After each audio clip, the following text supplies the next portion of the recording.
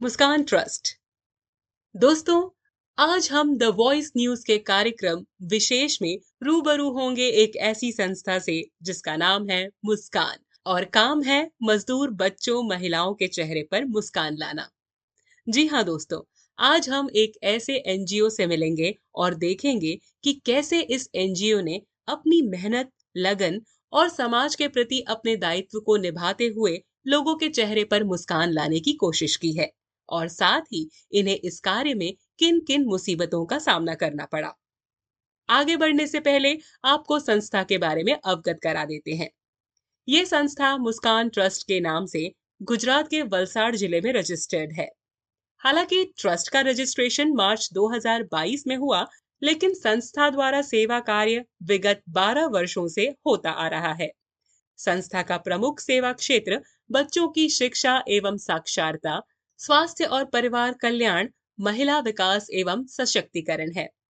संस्था की अध्यक्षा श्रीमती रीना कालानी, उपाध्यक्ष नीलम भारद्वाज, कोषाध्यक्ष सांची कालानी समेत कई महिलाएं इस संस्था में शामिल हैं, जो कि अनाथ, गरीब बच्चों और महिलाओं के लिए शिक्षा और रोजगार के साधन मुहैया करा उन्हें बेहतर समाज में अपना योगदान दे सकें, उस हेतु से सशक्त बनाते हैं। मुस्कान ट्रस्ट की फाउंडर और अध्यक्षा रीमा कालानी जी मूलतः उत्तर प्रदेश मथुरा में जन्मी और वहीं अपनी शिक्षा पूरी की।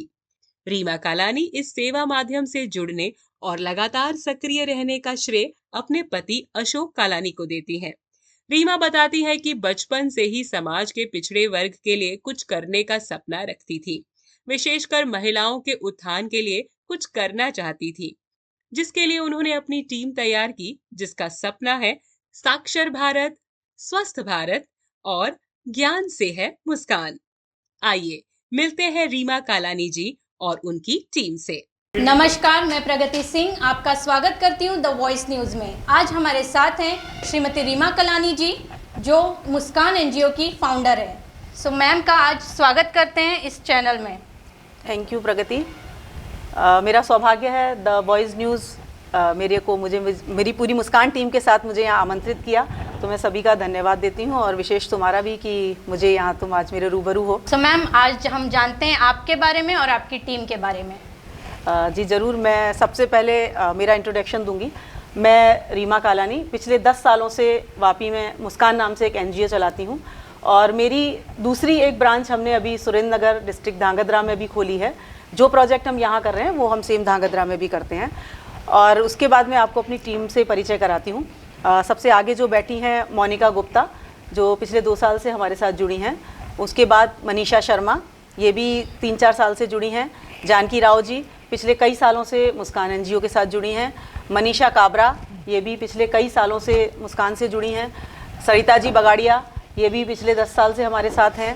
फिर हैं सरोज सुराना जी, ये भी पिछले 10 साल से मुस्कान टीम जब से शुरू हुई तब से हैं। उसके बाद है गीता पांडे, ये भी पिछले 10 सालों से ही मुस्कान टीम के साथ सहयोगपूर्वक कार्य कर रही हैं। उसके बाद मंजू जी वाशने, वो अभी लगभग 2 साल पहले हमसे जुड़ी हैं। और उनके बाद है चेतना बेन भी पिछले 1-1.5 साल से हमारे साथ जुड़ी हैं। फिर संतोष थानवी, ये अभी रिसेंटली हमारे साथ जुड़ी है। और बीच में हमारे साथ बैठी हैं किशोरी बहन भी जब से मुस्कान की स्थापना हुई तब से मुस्कान के साथ हैं। और ललिता जी गर्ग, जो कि हमारी सबसे सीनियर मेंबर हैं और वो भी पिछले कई सालों से मुस्कान से जुड़ी हैं। और लास्ट हैं हर्षा आचरेकर, जो कि फाउंडर के साथ साथ ही, मतलब ये मेरे साथ फाउंडिंग टीम में ही है। तो मेरी टीम का आपको मैंने परिचय दिया। कुछ मेंबर जो हमारी दूसरी टीम धांगध्रा में हैं, उसकी मेन पर्सन है विद्या माहेश्वरी, जो धांगध्रा की संस्था को चलाता। सो मैम, अभी हम जानते हैं, आप अभी तक हमने आपके टीम मेंबर्स के बारे में जाना है, कुछ आप अपने बारे में बताइए। मैं बेसिकली उत्तर प्रदेश से हूँ। मेरा जन्म मथुरा में हुआ था और मैंने अपनी study MA BEd Agra university से कंप्लीट की। विवाह के पहले भी मेरी, मतलब शुरू से ये कहते हैं ना, जज्बा होता है किसी भी चीज़ का, वो मुझे समाज सेवा का जो जज्बा है वो मुझे शादी के पहले से ही था। लेकिन कुछ माहौल ऐसे थे हमारे एरिया के, उत्तर प्रदेश के, आप लोग समझते होंगे कि 30 साल पहले वो हम लोगों के, मतलब लेडीज़ होने के, लड़की होने के कारण जो हो नहीं पा रहे थे।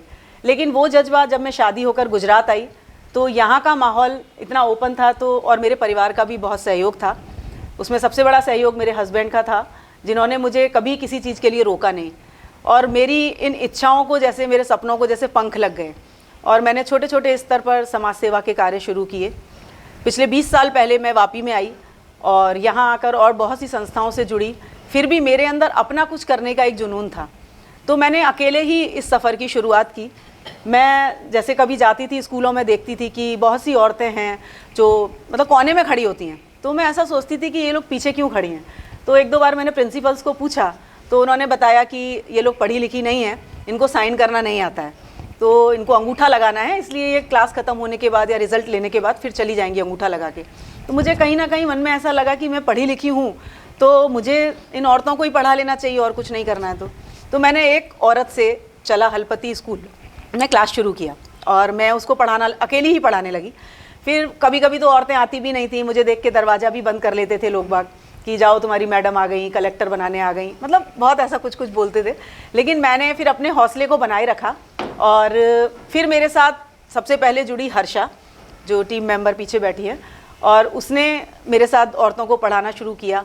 धीरे धीरे उन औरतों की और भी तरह से मदद करने लगे, तो उन्हें लगा कि हम पढ़ते ही नहीं हैं, दूसरी तरह से भी उनकी फाइनेंशियली है, उनकी कोई स्वास्थ्य से रिलेटेड कोई प्रॉब्लम है, वो सॉल्व करने लगे, तो वो हमारी तरफ अट्रैक्ट होने लगी। इस तरह हमारी लगभग ये समझिए आप वापी में 6 या 7 प्रौढ़ शिक्षा केंद्र चलते थे। अभी कोविड के टाइम हमने बंद किए, और लगभग 200 जितनी औरतें हमारे पास पढ़ने आती थी प्रौढ़ शिक्षा केंद्र में, जिनको हम NIOS जो नेशनल ओपन यूनिवर्सिटी है, वहाँ से एग्ज़ाम भी दिलाते थे बाकायदा, और उसके थ्रू वो पहली, तीसरी, 5वीं और कुछ महिलाएं 8वीं तक भी पहुँच गई हैं एग्ज़ाम देते देते। तो वहाँ से मेरे एक सफ़र की शुरुआत हुई, जो महिलाओं को मैंने पढ़ाना शुरू किया। सो मैम, आपने अपनी पढ़ाई कहाँ से की और आपने कौन सी डिग्री ली है? मैंने MA BEd किया है आगरा यूनिवर्सिटी से, हिंदी लिटरेचर में। ओके, तो रीमा जी, आप इतनी पढ़ी लिखी होने के बाद भी आपने ये समाज सेवा ही क्यों चुना है? हाँ, ये एक विशेष मुद्दा है कि मैंने इतनी पढ़ी लिखी होने के बाद भी समाज सेवा चुना। समाज सेवा देखिए एक जज्बा है, एक जुनून है, जैसे कहते हैं ना देशभक्ति एक जुनून होता है, ऐसे ही समाज सेवा भी कहते बहुत लोग हैं कि मुझे समाज सेवा करना अच्छा लगता है, मुझे लोगों की मदद करना अच्छा लगता है, लेकिन उसके मायने कुछ अलग होते हैं। मेरे अंदर जो जज्बा था वो टोटली जो पिछड़ा वर्ग है, जिसकी तरफ कोई ध्यान नहीं देता, जैसे मैंने बताया जो औरतें अनपढ़ थीं, इसी तरह कुछ लोग ऐसे होते हैं कि जो कुछ करना चाहते हैं लेकिन आर्थिक रूप से मजबूत नहीं होते, या उनके पास किसी का सहयोग नहीं होता जिससे वो आगे बढ़ सकें। तो मैंने सोचा कि मुझे कुछ इस तरह का काम करना चाहिए। सबसे ज़्यादा तो काम मुझे शिक्षा पे लगता है कि देश में जो भी काम हो वो सबसे पहले शिक्षा के ऊपर होना चाहिए, और मेरी जो संस्था है वो शिक्षा के ऊपर ही कार्यरत है ज़्यादातर। और फिर मैंने धीरे धीरे जब आगे कदम बढ़ाने शुरू किए समाज की तरफ, तो मुझे लगा कि मेरे पास ऐसा नहीं है कि जॉब के बहुत ऑफ़र भी थे और गवर्नमेंट जॉब के भी थे, क्योंकि मैं हिंदी भाषी हूँ और एजुकेशन भी हिंदी में है, तो बहुत सारे जॉब के भी ऑफ़र थे। लेकिन मुझे कहीं ना कहीं ऐसा लगता था कि मैं बंद के 10 से 6 की नौकरी नहीं कर सकती, मुझे स्वच्छंद रूप से अगर मैं कोई कार्य करूँ उस पर ज़्यादा मैं फोकस कर पाऊँगी। तो इसलिए मैंने फिर पिछड़े वर्ग के साथ जुड़ के, जिसकी सबसे ज़्यादा नेग्लेक्शन है हमारे देश में, उनके लिए काम करना शुरू किया।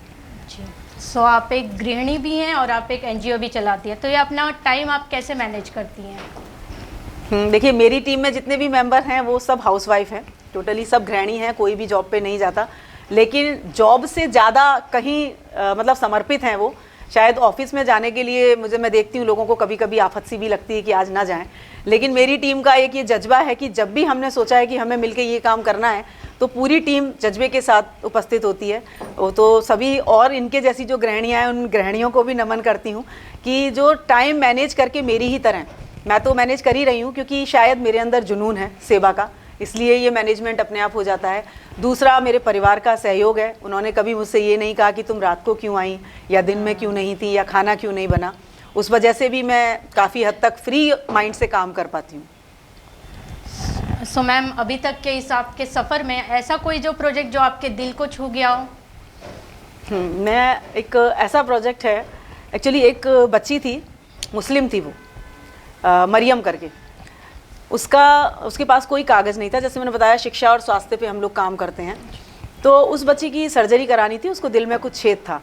उसकी सर्जरी के लिए मैं उसको बहुत जगह लेकर गई, लेकिन कहीं कोई कागज़ नहीं था, तो वो पॉसिबल नहीं हो पा रहा था। मैंने बहुत कोशिश की यहाँ से, लेकिन कागज़ बनवाना काफ़ी डिफ़िकल्ट हो रहा था। फिर अंत में मुझे मीडिया में थोड़ा सा देना पड़ा उसके लिए, और मीडिया के सहयोग से उसके सारे कागज़ हमारे जो भी बड़े ऑफिसर्स हैं उन्होंने बना के दिए, और मैं उसको लेकर अहमदाबाद सिविल ऑपरेशन के लिए गई। वहाँ पता नहीं कैसे लोगों को पता चल गया, कुछ मीडिया भी वहाँ इकट्ठा हो गया, और भी जो लोग थे, सबका एक ही प्रश्न था कि ये लड़की मुस्लिम है, आप इसको इतनी दूर से लेकर आई हो ऑपरेशन के लिए, ऐसी आपको मतलब क्या एनजीओ चलाने की पड़ी है। तो मुझे बड़ा ताज्जुब हुआ। फिर उनको पता चला कि उस दिन मेरा करवा चौथ का व्रत था, उस लड़की को खून की ज़रूरत थी ऑपरेशन से पहले, तो सबसे पहले मैंने अपना खून दिया। तो भी मीडिया का यही सवाल था कि एक मुस्लिम लड़की को आप अपना खून दे रही हो, वो भी आज करवा चौथ के दिन, तो ये कैसा जज्बा है। तो मतलब वो चीज़ मुझे दिल को इतनी छू गई कि हम जाति पाति में बंध के समाज सेवा करना चाहते हैं या देश का नाम करना चाहते हैं। और मुझे बहुत अजीब लगा। मैंने उनको बोला कि मेरा और मरियम के खून का रंग एक है, मैं किसी जाति पाति को नहीं मानती हूँ, किसी धर्म को, किसी भी तरह की व्यवस्था को नहीं मानती हूँ, मैं सबको नकारती हूँ। सत्ता में कौन है कौन नहीं है, धर्म में कौन है कौन नहीं है, मुझे जो करना है वो मेरा जज्बा है। एक बच्चे की जान बचाना इस समय मेरा फोकस है, मरियम की जान बचाना, और मुझे एक नहीं 2 बॉटल खून देना पड़ेगा तो मैं 2 भी दूंगी। तो बहुत शायद मीडिया को अच्छी नहीं लगी होगी मेरी ये बात, तो उन लोगों ने काफ़ी दिया भी, हालांकि बहुत पॉजिटिव न्यूज़ उस समय आई, बहुत हाईलाइट हुई थी वो न्यूज़। और आज मरियम पिछले 10 साल से 8 साल हो गए मरियम के ऑपरेशन को, और मरियम यही वापी में रहती है, और हर 15 दिन में फ़ोन करती है वो बच्ची, चाहे वो किसी भी धर्म की है, लेकिन वो हमेशा जब भी फ़ोन करेगी, अगर मेरे मुंह से एक भी नेगेटिव शब्द निकला तो वो हमेशा ये कहती है कि मैम आपको तो अल्लाह मेरी भी उम्र देगा और अल्लाह आपको सलामत रखेगा तो शायद मैं सलामत रह पाऊँगी। तो उसकी ये बात है जो मुझे हमेशा मतलब दिल में चुभती है कि मैंने एक बच्ची की जान बचाई और वो मेरे लिए अपने अल्लाह से दुआ मांगती है कि इन मैम को सलामत रखना। तो वो मेरी बहुत लाइफ का बहुत ही बड़ा एक इंसिडेंट है जो हमेशा याद आता है मुझे। सो ये जो आपका मिशन फुटपाथ है, इसका आइडिया कहाँ से आया आपको? हाँ, एक मेरा बहुचर्चित एनजीओ का जो प्रोजेक्ट है वो है मिशन फुटपाथ। मिशन फुटपाथ आप जनरली देखते होंगे कि फुटपाथ के ऊपर बहुत से बच्चे खिलौने बेचते हैं, भीख मांगते हैं और वहीं सो जाते हैं, वहीं उठ जाते हैं। तो मैं जब भी रोड से निकलती थी तो मैं बच्चों से खिलौने लेती या कुछ भी लेती, तो मुझे ऐसा लगता था, मैं उनको पास में बुलाकर पूछती थी कि तुम लोग स्कूल जाते हो? वो कभी कभी झूठ बोलते थे कि हाँ हम स्कूल जाते हैं, लेकिन मुझे पता था कि वो स्कूल नहीं जाते हैं। तो कुछ ऐसा मुझे लगा कि इनको पढ़ाने की क्या व्यवस्था की जाए। तो मैंने, जैसे हमारे टीम मेंबर्स हैं जो उस समय मेरे से जुड़े हुए थे, तो 1-2 मेंबर्स को मैंने पूछा कि क्या हम फुटपाथ पर जाकर ही इनको पढ़ा सकते हैं। तो 2-3 मेंबर मेरे उसमें आगे आए कि कोई बात नहीं है, हम अपना सब कुछ भूल कर, हम कौन हैं क्या है ये भूल जाएंगे, हम फुटपाथ पे जाके इन बच्चों को पढ़ाएंगे। हमने उन बच्चों को वहाँ जाके थोड़ा थोड़ा पढ़ाना, खेलना और खाना खिलाना, गेम्स खिलाना, ये सब कुछ शुरू किया। फिर मैंने देखा कि वो बच्चे हमारी तरफ अट्रैक्ट हो रहे हैं, तो मुझे लगा ये अट्रैक्ट हो रहे हैं तो इनको स्कूल दिखाया जाए। हम लोग उनको लेके फिर स्कूल गए, स्कूल दिखाया, उनको समझाया। बच्चे स्कूल जाने को तैयार हैं, लेकिन उनके माता पिता की एक ही शर्त होती है कि हमने बच्चे इसलिए पैदा किए हैं क्योंकि वो परिवार चलाते हैं, खिलौने बेचते हैं, भीख मांगते हैं, जो भी करते हैं, उससे हमारा परिवार चलता है। तो उसका भी हमने फिर एक सॉल्यूशन निकाला कि जो बच्चे हम अगर स्कूल में आपके डालते हैं, वो बच्चे कितना कमा लेते हैं खिलौने बेच के या कुछ भी करके, गलत सलत काम करके। तो उन्होंने कहा इतना कमाते हैं, तो हमने कहा ठीक है, उस बच्चे की मंथली जो इनकम है उसके बदले हम आपको राशन प्रोवाइड करेंगे, पैसे नहीं देंगे लेकिन आपको उनके खाने का पूरा सामान देंगे। वो एग्री हो गए। 2 बच्चे स्कूल में डाले, 4 बच्चे स्कूल में डाले। उनको देखते देखते दूसरे बहुत सारे फुटपाथ के लोग हमारे पास आने लगे कि मैम हमारे बच्चे को भी स्कूल जाना है। जब उनको पता चला कि ये बच्चे स्कूल जा रहे हैं, और सबसे पहली बच्ची जो मैंने डाली उसका नाम है शालू, जो कि चला में फुटपाथ पे आज भी खिलौने बेचती है। अगर आप जाएंगे तो शालू वहीं मिलेगी आपको। 10 से 5 वो लोग स्कूल जाते हैं और शाम को 5 बजे के बाद वो अपनी दुकानों पे खिलौने बेचते हैं।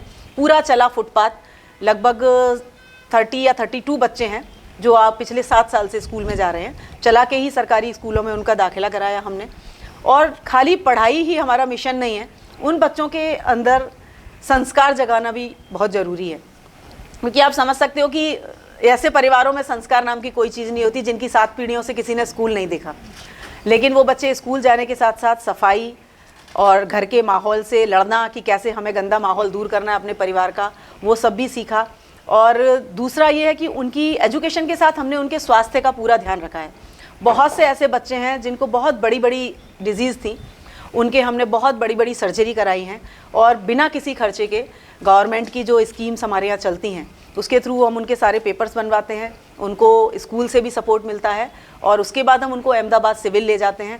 ज़रूरत पड़ती है हमारे मेंबर्स उनको अपना ब्लड भी देते हैं और पूरी की पूरी उनकी वो करके और सर्जरी करा के उनको वापी लाते हैं। आगे भी उनका ध्यान रखा जाता है कि उसको ये डिजीज़ दोबारा ना हो।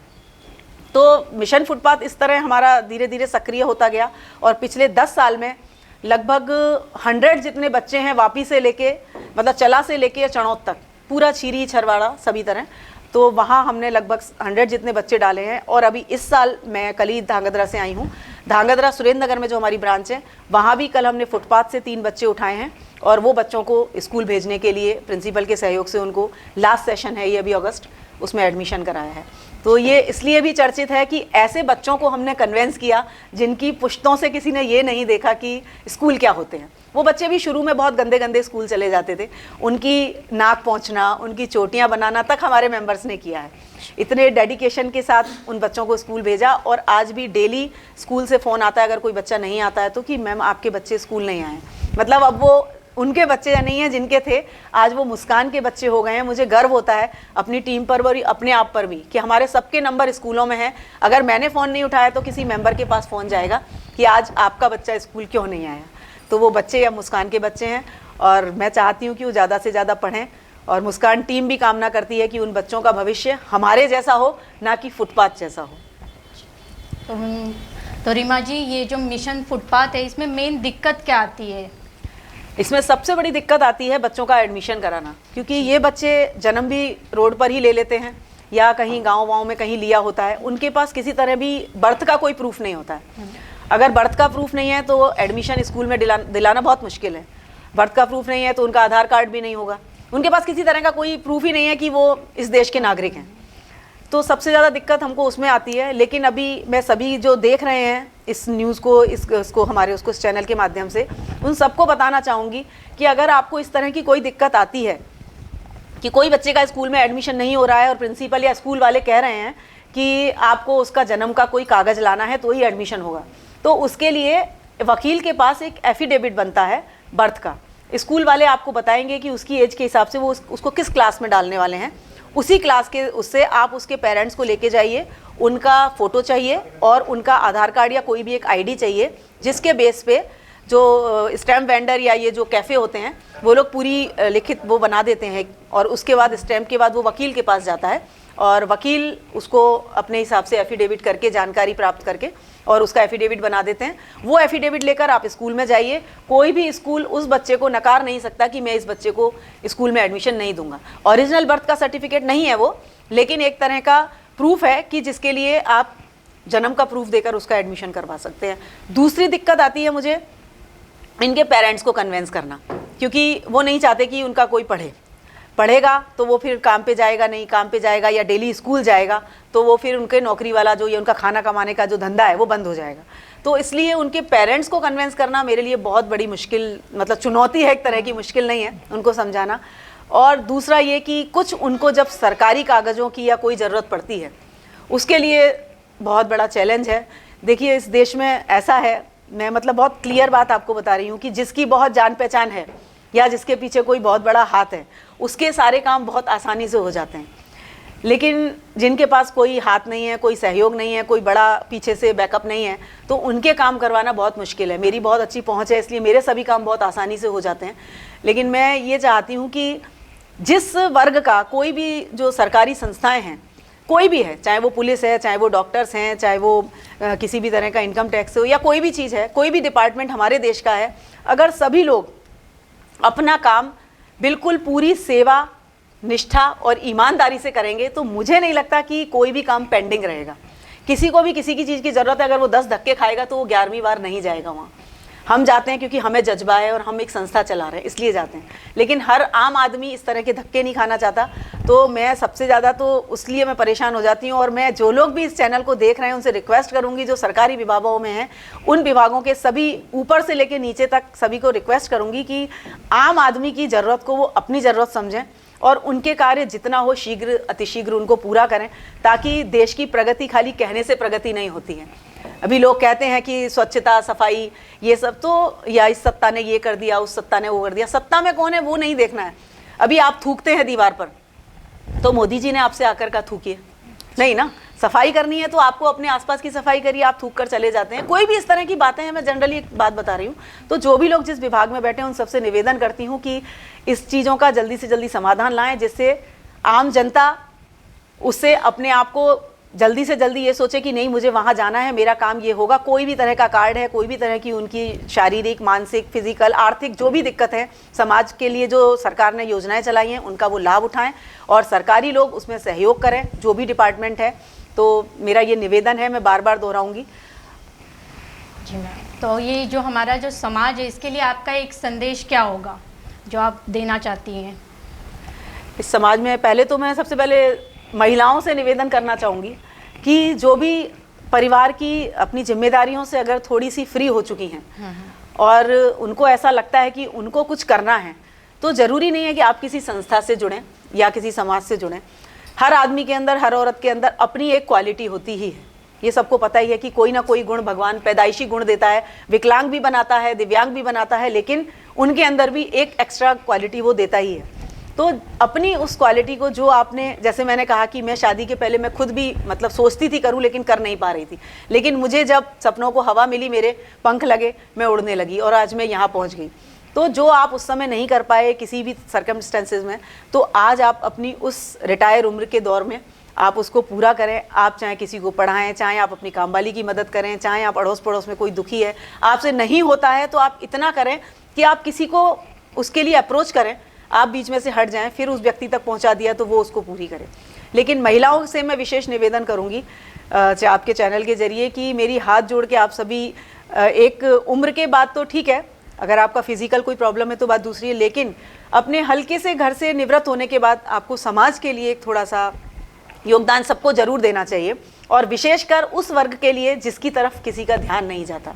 और ऐसा नहीं है कि महिलाएं, पुरुष भी इसमें कंधे से कंधा मिला के महिलाओं को अगर घर से निकलने की अनुमति देंगे, कहीं कहीं हमारे देश में आप देखते हैं पुरुष प्रधान देश है, तो महिलाओं को इतनी छूट नहीं होती है, तो आप घर बैठ के भी कुछ ना कुछ, ऐसा काम नहीं है, आप किसी बच्चे को बुला के पढ़ा सकते हैं, उसको कोई दूसरी क्रिएटिविटी सिखा सकते हैं। तो मैं महिलाओं से और पुरुषों से, सभी से ये कहूँगी, पुरुषों से तो विशेष निवेदन है मेरा भाइयों से, कि महिलाओं को थोड़ी सी छूट दें, उनको आगे आने दें, और उनकी जो मरती हुई इच्छाएँ थी उनके उन सपनों को पंख लगाएं, और हमारी टीम की तरह उनको भी उड़ने दें और पंख लगाकर अपनी इच्छाओं को पूरा करने दें। अभी तक हम रूबरू हुए रीमा जी से, अब हम जानते हैं कुछ सवालों के जवाब मुस्कान टीम की मेंबर्स से। सो मैम, आपका नाम? मेरा नाम मनीषा काबरा है जी, और मैं पिछले 6 से 7 सालों से मुस्कान टीम के साथ जुड़ी हुई हूँ। ओके, इस संस्था में जुड़ने का आपका मेन रीज़न क्या है?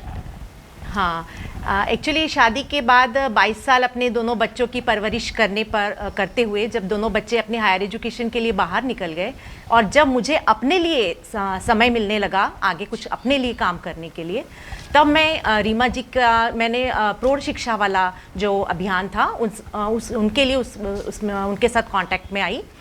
तो वो प्रोजेक्ट मुझे बहुत ही दिल के करीब लगा, क्योंकि मैंने अपनी काम वाली बाई को बहुत जूझते हुए देखा था। बैंक के पेपर्स पे अंगूठा लगाने के लिए वो मुझे साथ में लेके जाती थी, क्योंकि उसके पास कॉन्फिडेंस नहीं था। और उसी वक्त मैंने जब ये इनके प्रोजेक्ट के बारे में सुना, तो मैं उस प्रोजेक्ट में इनके साथ जुड़ी, और उससे आज तक मैं इस मुस्कान टीम के साथ काम कर रही हूँ। चलिए मिलते हैं इस संस्था की दूसरी मेंबर से। सो मैम, आपका नाम? मेरा नाम हर्षा आचरेकर है और मैं लास्ट 10 साल से मुस्कान एनजीओ से जुड़ी हुई हूँ। इस एनजीओ से जुड़ने का आपका मेन रीज़न क्या है? जैसे रीमा जी ने बताया कि हमें कुछ मतलब अपने गृहस्थी से कामों से हम थोड़ा फ्री हो गए थे, तो कहीं ना कहीं जुड़ना था, तो रीमा जी से मिली। एक दिन ऐसे ही औरतों को पढ़ाने गई तो अच्छा लगा कि भाई हम भी कुछ कर सकते हैं, अपना फ्री टाइम किसी को दे सकते हैं, वो हिसाब से फिर मैं जुड़ गई। सो आप इस एनजीओ में स्टार्टिंग से जुड़े हुए हो, तो आज तक आपके दिल को छूने वाला ऐसा कोई खास इंसिडेंस? दिल को छूने वाला मतलब मज़ा आता है इन औरतों से मिलने से, उनको पढ़ाने से अपना नॉलेज भी बढ़ जाता है, शिक्षा देने से बढ़ती है। मुस्कान एनजीओ के और भी मेंबर यहाँ मौजूद हैं, तो मैं चाहूँगी कि आप में से कोई और भी कुछ कहना चाहे तो प्लीज़ आप बताइए। मैं सरोज सुराना मुस्कान के लिए एक छोटा सा कविता बोल रही हूँ। ज़रूर। हमारी मुस्कान एक ऐसा वरदान है जो हर गम को भुला देती है। रोते हुए व्यक्ति को देखकर उसके चेहरे पर हंसी ला देती है। हम यूं ही मुस्कुराते रहे, खुशियों के लम्हे सजाते रहे, गम आए कभी जीवन में हम उनकी दुआ लेते रहे। हमारी मुस्कान हमारी पहचान बन गई, देख लेना एक दिन हमारी मुस्कान कितनी ऊंचाइयां छुएगी। बहुत अच्छी कविता आपने कही, थैंक यू सरोज जी। मेरा नाम मुस्कान एनजीओ गीता पांडे में हूँ और मुझे जब स्टार्टिंग में जब ये एनजीओ चालू हुआ तो मैं और रीमा जी के साथ हम अपने चनौद कॉलोनी में पहले स्टार्ट किए और 10 लेडीज़ों से स्टार्ट किया हम लोगों ने। लेकिन जब वो लेडीज़ हंस के और अच्छे से वो सामने आती हैं और बोलती हैं कि मुझे अच्छा लगा। एक लेडीज़ उसमें से थी, वो बोली कि पहले हम डॉक्टर के पास जाते थे तो डॉक्टर वो गोल गोल बताते थे, तो हम लोगों को अच्छा नहीं लगता था सामने से कि वो हमको पढ़ने नहीं आता है। फिर बोली 2-3 महीने हो गए, उसके बाद जब हम डॉक्टर के पास गए तो डॉक्टर बोले कि वो गोला गोला ला के दिखाए, बोले नहीं मुझे पढ़ना है। आंखें तो चेक बोले कि जब वो चश्मा चेक कराने जब वो पढ़ने लगी तो बोले मैडम आपका चेहरा सामने आपका पहले आया कि मैं आज उस काबिल हो गई हूँ जो पढ़ने, आप मुस्कान की तरीके से हम लोगों को पढ़ना आया। तो आज हम वो वहाँ पे जो आई के चेकअप पे हम पढ़ने लगे वहाँ जाके, इसलिए उनको देख के हम लोगों को खुशी मिलती है कि चलो अपने हम लोग कुछ भी सहयोग किए कि जो मेंबर हमारे सपोर्ट करके हम उनको पढ़ा के आगे निकले। और थैंक यू। कान एनजीओ की एक और सदस्य हमसे कुछ कहना चाहती हैं, तो मैम कहिए। मैं संतोष थानवी पिछले 2 साल से रीमा जी के साथ जुड़ी हुई हूँ। रीमा जी हमेशा चाहती है कि वो खुद भी मुस्कुराती रहें और पूरा मतलब जो मुस्कान टीम है वो तो हमेशा मुस्कुराता ही है, लेकिन वो हर लेडीज़ के चेहरे पे खुशी लाना चाहती है, हर बच्चे को वो मुस्कुराते हुए देखना चाहती है। तो उनकी जो कोशिश है उन कोशिश के साथ हम सब साथ में हैं और उनकी कोशिश हमेशा सफल रहे। मैं ललिता गर्ग हूँ और ये मुस्कान में जब से मैं इसमें जुड़ी हूँ तब मुझे ये इतना अच्छा लगता है कि मैं और भी काफ़ी ग्रुपों में हूँ, लेकिन जब किसी का भी मेरे पास फ़ोन आता है और नोट होता है, लेकिन इनका जो बाद में भी आएगा तो मैं पहले कैंसिल कर देती हूँ और इनका साथ पहले होता है। तो मुझे ये इतना अच्छा लगता है। अभी टीबी पेशेंट का भी किटें चालू किया, टीबी पेशेंट भी काफ़ी ठीक हो गए, काफ़ी जने ठीक हुए, तो टीबी का भी चालू है और भी बहुत सारे प्रोग्राम है, तो मुझे याद नहीं रहता अभी। मेरा नाम किशोरी बेन है। मैं 10 साल से मुस्कान टीम से काम कर रही हूँ। मुझे रीमा जी से काम करने का बहुत अच्छा लगता है और हम लोग जहाँ भी बोला है हम लोग उधर पहुँच जाते हैं। और मेरे घर पे भी प्रौढ़ शिक्षण का काम चल रहा है, मेरे बच्चे भी आ रहे हैं पढ़ाई करने के लिए, मुझे वो भी अच्छा लगता है और रीमा जी से काम करना भी बहुत अच्छा लगता है और हम लोग मुस्कान के साथ हम लोग खुश रहते हैं। मैं मंजू आशने पिछले 2 साल से इस एनजीओ से जुड़ी हुई हूँ। मेरी भी मतलब शादी से पहले ये इच्छा थी कि मैं कुछ समाज के लिए कुछ करूँ। अब जाके मेरे को लगा कि शायद मैं अब कुछ कर पाऊँगी। मेरे को बच्चों के ट्यूशन के लिए जाती हूँ तो बहुत अच्छा लगता है। शायद मेरी जो इच्छा थी वो मुस्कान ग्रुप से जुड़कर शायद पूरी होगी। हमारी मुस्कान टीम जो भी प्रोजेक्ट काम अपना हाथ में काम लेती है प्रोजेक्ट के रूप में, हमें नहीं पता होता है कि हम उसको कितना आगे तक अचीव कर पाएंगे। पर जैसे जब हम प्रोजेक्ट में आगे बढ़ते हैं, जैसे टीबी पेशेंट का हुआ, आज उसमें पेशेंट्स ठीक हो रहे हैं। प्रौढ़ शिक्षा में हम पढ़ा रहे हैं तो आज वो साइन करने लग गए हैं। उनकी जो आंखों की जो खुशी हम देखते हैं और वो लोग जब आके बताते हैं कि आज हम मैडम जी हम आज अपना जो पैसा निकाल रहे हैं बैंक से वो साइन करके निकाल रहे हैं, हम अंगूठा नहीं लगाते, तो वाकई जो वो खुशियाँ जब उस प्रोजेक्ट को सक्सेस करने पर जो हम लोगों को मिलती है उन मेंबर्स के द्वारा, वो जो मुस्कान है वो हम सब मुस्कान मेंबर्स को एक आगे बढ़ने के लिए प्रेरित करती है। तो thank you Muskan team and thank you Reema ji. So Reema ji, हमने सुना है कि आपका एनजीओ टीबी मुक्त भारत पर बहुत कार्य कर रहा है, तो आप इसके बारे में हमें कुछ बताइए। 2025 टीबी मुक्त भारत हमारे माननीय प्रधानमंत्री जी का सपना है और उन्होंने उसको लेके टीबी के खिलाफ एक नया वो निकाला है कि निक्षय मित्र। जो भी कंपनियां हैं, कॉरपोरेट्स हैं, सोशल वर्कर हैं, एनजीओज़ हैं या कोई भी मतलब घर से भी निक्षय मित्र, निक्षय मतलब टीबी को हिंदी में क्षय कहते हैं, तो निक्षय, तो उनके मित्र बनना है। कोई भी आदमी या कोई भी औरत या कोई भी संस्था उनके मित्र बनकर उसके दौरान उसमें उनको हर टीबी मरीज को गोद ले लेना है, अडॉप्ट करना है और उसमें उनको हर महीने प्रोटीन युक्त राशन किट देना है जिसे खाकर वो जल्दी से जल्दी ठीक हों। सरकार द्वारा उनको पैसे भी मिलते हैं, दवाइयाँ भी मुफ्त में मिलती हैं, लेकिन पौष्टिक खुराक कहीं ना कहीं उसकी कमजोरी का शायद कारण है, बीमारियाँ ठीक नहीं हो रही। तो वो प्रोजेक्ट हमने निक्षय मित्र बने, हम लोग संस्था से निक्षय मित्र बने सभी मेंबर, और उसके बाद हमने वापी सराउंडिंग उस चीज़ को फैलाया। तो बहुत सी सामाजिक संस्थाएँ, बहुत से सामाजिक सेवक जो हमारे साथ जुड़े और सभी ने कुछ ना कुछ छोटे छोटे मरीजों को दत्तक लिया और टीबी के खिलाफ इस जंग को छेड़ा है। और आशा करती हूँ कि वलसाड़ ज़िले से शायद 2025 तक हम टीबी मुक्त हो जाने चाहिए। पिछले दिनों में लगभग 1 साल के अंदर हमने हमारी संस्था के द्वारा ही लगभग 200 मरीजों को, टीबी के मरीजों को ठीक किया है और समय समय पर उनकी जांच भी करवाते हैं, उनको ये पता भी रखते हैं कि इनका रिज़ल्ट क्या है बीमारी से। और वो मरीजों के चेहरे पे जो मुस्कान आ रही है, जैसे हमारी संस्था का नाम है आप देख रहे हैं, और बस वही मुस्कान लाने का हम लगातार हर चीज़ से प्रयास कर रहे हैं। और माननीय प्रधानमंत्री जी के सपने को पूरा करने के लिए हमने जो कदम उठाया है और हम चाहते हैं कि ज़्यादा से ज़्यादा लोग उसमें जुड़ें, निक्षय मित्र बने और टीबी मरीजों को सहयोग करें। बहुत बड़ी धनराशि नहीं है, 500 रुपये का एक किट बनता है। उस किट को देने के लिए ज़्यादा लोग आगे आएंगे तो जितना ज़्यादा मरीज हम दत्तक लेंगे उतनी जल्दी हम बीमारी से लड़ पाएंगे। और इस सपने को पूरा करने के भी दिन नज़दीक ही हैं, तो उसको साकार करने का भी शायद वो दिन हमारे जल्दी ही नज़दीक आ जाएगा। आज के हम विशेष प्रोग्राम में रूबरू हुए श्रीमती रीमा कलानी जी से, जो फाउंडर हैं मुस्कान एनजीओ की। आज हमने इनसे और इनकी टीम से मुस्कान एनजीओ के बारे में बहुत से मुद्दों पे चर्चा की है।